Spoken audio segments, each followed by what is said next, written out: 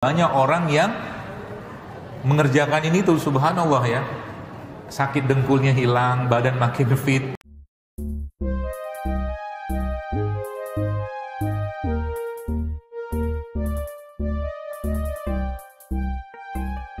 Jadi kalau sekarang Anda mau sehat, nah saya kasih resepnya secara fisik ya. Tadi kan ruhnya sudah, tapi kerjain ya. Agak kurang yakin saya. Beneran kerjain ya? Bismillah. Allah saksinya. Jadi kalau kita latihan nih, latihan dulu, seminggu aja dulu, gak usah lama-lama. Dalam seminggu ini Bapak sekalian, ya, yang pertama, Anda tidak mengkonsumsi atau mengurangilah, sisa cuman 20% lah. Semua produk yang menggunakan tepung terigu, gak usah komen, diam aja. Ya. Semua produk yang menggunakan tepung terigu selama 1 pekan ke depan gak Anda makan atau 20% aja. Berarti kalau Anda makan bakwan, cari bakwan rebus. Kata teman saya, dok, hidup tuh cuma persepsi, dia bilang. Gorengan itu sebenarnya, bakwan itu adalah ya tepung yang direbus dengan minyak goreng, dia bilang. Iya. Boleh juga. Satu ya. Jadi dalam 1 pekan ke depan tidak ada tepung terigu di antara engkau dan dirinya. Aku dan kalian. Jadi saya tes dulu nih. Berarti makan kue nggak boleh dong? Masuk nggak babnya kue? Masuk. Roti? Masuk. Makanya, ini saya promo dikit. Kita bikin tuh, saya bikin roti tanpa terigu, tanpa gandum, pakainya mokaf. Mokaf itu tepung singkong, pakai tepung sagu aren, tepung sorghum, sama tepung mata beras. Hasilnya enak ternyata. Bisa. Saya suka banana cake. Itu bahasanya orang sono. Bahasa kita kue pisang. Kue pisang saya suka. Cuma kue pisang kan biasanya pakai gula kan, pakai gula, pakai terigu, pakai macam-macam gitu kan. Kita bikin tuh kue pisang. Masya Allah, ternyata bisa dengan 4 tepung tadi itu. Bisa. Ya. Jadi selama seminggu ke depan, Allah saksinya hari ini Anda mengurangi makan terigu. Ya, siap? Udah mulai kurang suaranya. Udah ketahuan. Gimana mau berjuang di jalan Allah, ngurangi terigu aja susah. Saya tidak mengharamkan ya, bukan bab saya mengharamkan, tidak boleh. Pertama itu. Yang kedua, catat baik-baik. Selama seminggu ke depan, 1 pekan ke depan, Anda tidak mengkonsumsi gula pasir sama sekali. Dokter, saya butuh gula, gitu kan. Kita kan butuh karbohidrat. Nah, saya ajarin ilmunya. Ini kan karbohidrat, gula juga. Ini gula. Buah-buahan itu kan karbohidrat. Itu. Karena masalah, makan aja mereka. Anda butuh karbohidrat, ini karbohidrat. Ada fruktosanya, ada glukosanya, komplit osa-osanya itu. Yang kedua. Siap? Udah mulai lemes. Saya sudah menduga. Kenapa? Orang kau udah jelas, wala tattabi'u khutuwati syaitan. Tidak mudah, langsung bisikan muncul. Gimana nanti malam kita makan? Gitu kan? Was-was muncul kan? Nanti kalau nggak makan, ini berikutnya nih. Lama seminggu ke depan. Gak usah makan nasi. Dokter, nanti kami lapar loh, gitu kan? Kami masih orang Indonesia, sama lah. Kita kan harus makan nasi. Anda makan nasi kan butuh karbohidrat. Nah masalahnya nasi itu, beras putih itu sudah habis seratnya. Seratnya sudah boleh dibilang tuh miskin, bahkan defisit, nggak ada seratnya. Maka Anda ganti dengan apa? Jenis karbohidrat lain. Umbi-umbian bisa, ubi singkong, ubi jalar, cilembu. Maka nanti kapan-kapan kalau mampir ke kafe, nanti Dato di depan apa enggak? Kayaknya nggak dibawa sama mereka. Di kafe saya itu di situ kita bikin ubi cilembu. Ubi cilembunya kita goreng, pakai minyak kelapa, digoreng sama kulit-kulitnya. Ternyata enak kulitnya ubi itu. Ya, nanti kapan-kapan cobain. Kalau mau mampir. Kalau nggak bikin di rumah juga nggak apa-apa. Ya, itu. Sudah berapa? Yang pertama tadi apa? Tes dulu nih. Tepung, gula, nasi. Berarti dokter mengajarkan tidak makan karbohidrat? Enggak, tetap makan, cuma cari yang berserat gitu loh. Tapi karbohidratnya dikurangi. Berarti dibanyakin apa? Proteinnya sama sayurnya. Jadi nanti kalau Anda makan satu piring itu, nasinya nggak usah banyak-banyak, banyakin tahu tempe sama sayurnya.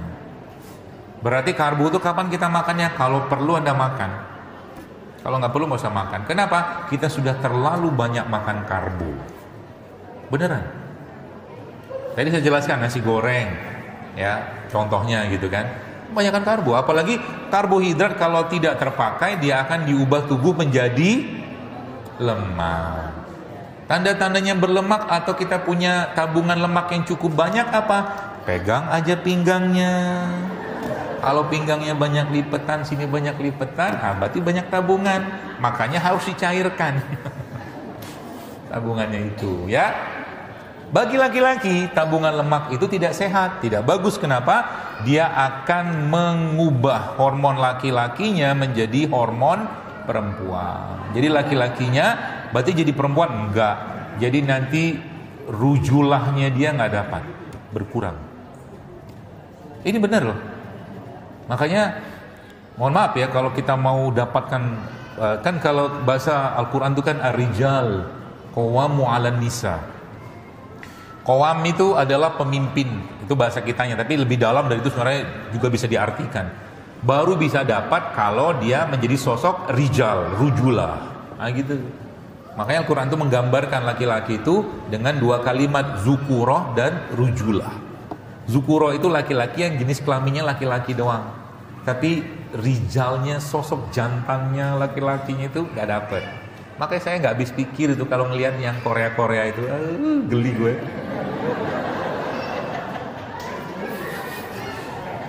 Putih gitu kan, bibirnya merah, ya apa laki-laki kayak begini? Laki-laki, Masya Allah.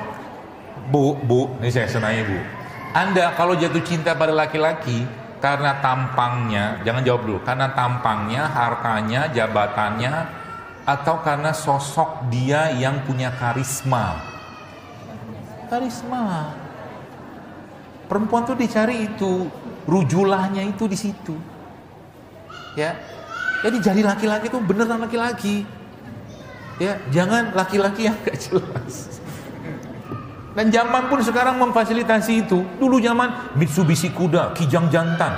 Sekarang Xenia, Agia, Alia, semua nama perempuan. Guyonannya begitu. Ya, laki-laki. Gitu ya. Nah, bapak-bapak nih. Bagaimana cara melatihnya? Gampang, saya kasih. Jam berapa ya? 2:30 sudah. Insya Allah. Terus ya. Sampai jam maghrib ya. Masya Allah. Ente puas, ane lemas. Jadi subhanallah. Tadi ngomong apa tadi? Lupa saya. Hah? Rijal. Nah, bapak nih, saya kasih resep. Tiap hari kerjain ini. Siap? Beneran ya? Tiap hari Anda gak usah banyak-banyak olahraganya. Squat aja. Squat. Squat tuh gimana? Tahu squat?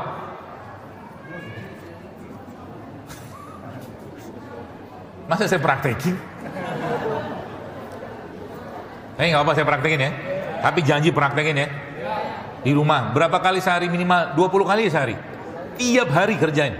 Supaya Anda testosteronnya makin beradab. Makin bagus. Squat tuh begini. Anda pegang beban lah ya. Pegang beban. Apa kayak, jangan istri dipegang. Ini boleh. Atau yang 600 mili juga boleh. Pegang di depan begini. Anda turun. 20 kali. Ya, nanti sini panas nih. Itu nanti mulai tuh dapet testosteronnya, ininya makin kuat, sehingga nanti istri bahagia. Itu ya. Mau ini lebih berat lagi boleh, Anda ambil yang berapa kilo, 5 kilo, 10 kilo, Anda begini juga boleh. Gitu. 20 kali, nggak usah banyak-banyak. Ya. Semakin banyak, ya makin bagus. Pegel nggak? Pasti pegel. Tenang aja. Ya, memang itu yang dicari. Berarti kalau ibu-ibu boleh nggak ngerjain? Boleh.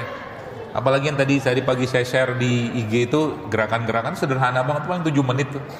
Ya, push up segala macam. Ya, karena butuh itu kita. Ya, gerak. Ya. Itu. Berarti ya bab pertamanya, tema pertamanya, 3 tadi kan, terakhir. Belum selesai hukumannya, bukan hukuman sih. Belum selesai. Yang terakhir apa? Minyak goreng. Minyak goreng. Berarti dokter tidak menyarankan digoreng, nggak apa-apa. Dokter, saya pakai minyak goreng nggak, pakai di rumah minyak kelapa aja. Ya. Berarti kalau nggak digoreng bisa diapain? Kukus, rebus, atau mungkin dipanggang kan bisa. Ini judulnya latihan, ya.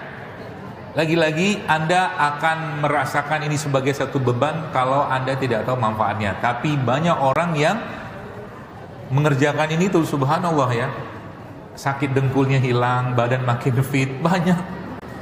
Itu saya bilang mudah sebenarnya kalau kita mau. Ya.